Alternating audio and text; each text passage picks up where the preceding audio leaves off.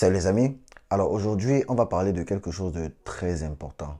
Comment se valoriser en tant que designer graphique. Tout d'abord, il faut savoir que si vous ne vous valorisez pas, vous ne pourrez pas gagner en crédibilité et aussi attirer des gros clients vers vous. Ce qui est le contraire total, je pense. Alors aujourd'hui, je vais partager avec vous 7 gros conseils qui vont vous permettre de vous donner de la valeur. Alors, le premier gros conseil est de s'investir dans votre éducation continue. Les tendances et les outils de design évoluent constamment. N'hésitez pas d'assister à des webinaires, lisez aussi des livres spécialisés dans votre domaine. Si vous voulez vous spécialiser dans le domaine du logo design et créer des marques iconiques, des livres comme le Logo Design Theory et le Made by James pourraient vous aider. Alors, prendre des tonnes et des tonnes de formation ou lire des livres ne suffit pas. Vous devez pratiquer ce que vous faites, vous challenger chaque jour pour pouvoir exceller dans votre domaine. Non seulement cela améliorera votre compétence, mais vous montrerez aussi à votre client que vous êtes engagé dans votre développement professionnel. Le deuxième conseil est de vous créer un portfolio. C'est vrai, j'en parle dans presque toutes mes vidéos, mais je me dis c'est quelque chose qui est extrêmement important. Un portfolio est plus qu'un CV. Il est comme votre carte de visite en ligne. Assurez-vous qu'il est à jour, qu'il est bien organisé et qu'il présente vos meilleurs travaux. Il y a plusieurs façons d'avoir un portfolio, que ce soit sur les réseaux sociaux ou sur votre propre site web. N'hésitez pas de partager vos projets en ligne, de partager surtout les études de cas sur chaque projet que vous avez fait.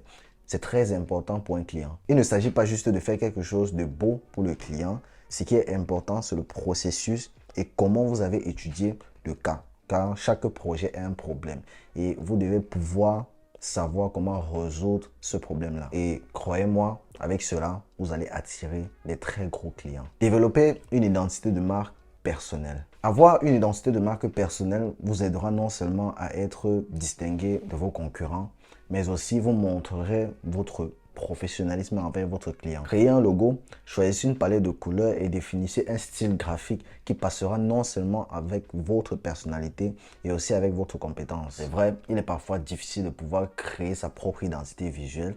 Vous devez noter tout ce que vous savez sur vous en tant que designer graphique. Quels sont vos points forts et vos points faibles. Alors cela vous aidera à créer une reconnaissance de marque et à pouvoir attirer des clients qui préfèrent votre style. Le quatrième conseil est le réseautage. Le réseautage est extrêmement crucial dans n'importe quelle carrière et n'importe quel domaine. Alors, c'est quelque chose de extrêmement puissant, très puissant même.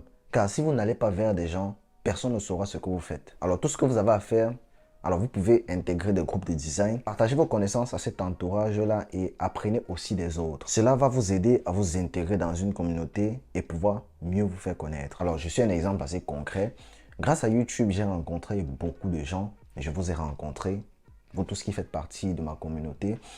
J'ai rencontré des personnes assez créatives, des personnes extrêmement créatives, je veux dire, plus que moi-même. Croyez-moi, si vous faites partie d'une communauté dans votre domaine, vous allez très vite évoluer. Alors, je ne dis pas que si ce n'est pas le cas, vous n'allez pas évoluer, non.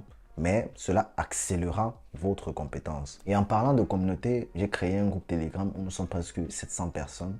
La famille s'agrandit. Là-bas, on partage nos avis, on donne des critiques constructives, on partage ce qu'on sait faire de mieux. N'hésitez pas de rejoindre cette famille, le lien en description. Le cinquième conseil est d'offrir des services de qualité. Assurez-vous de livrer des projets qui répondent ou qui dépassent les attentes de vos clients. Croyez-moi, un client satisfait mène toujours à une recommandation et à des contrats répétés. Alors, un truc que j'ai remarqué sur beaucoup de débutants en design, c'est qu'ils ne se concentrent pas sur le détail. Alors, concentrez-vous au maximum sur chaque détail. Respectez les délais, soyez professionnel dans tous les sens du terme. Et le sixième conseil qui va choquer beaucoup de personnes, je sais, est d'apprendre à dire non.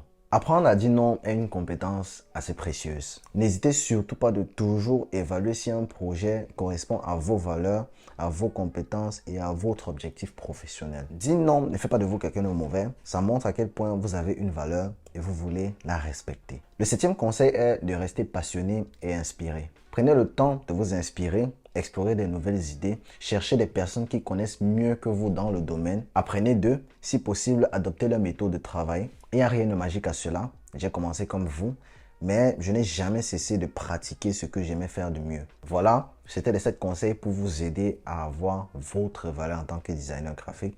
J'espère que vous avez aimé. Si c'est le cas, n'hésitez pas de liker, commenter, partager.